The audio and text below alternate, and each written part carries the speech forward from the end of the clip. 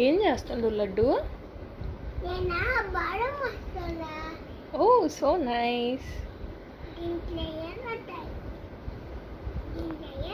Bye guys అని మన ఫ్రెండ్స్కి చెప్పమ్మా.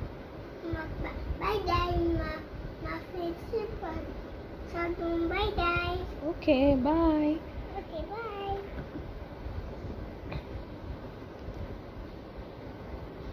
చూసారు కదా.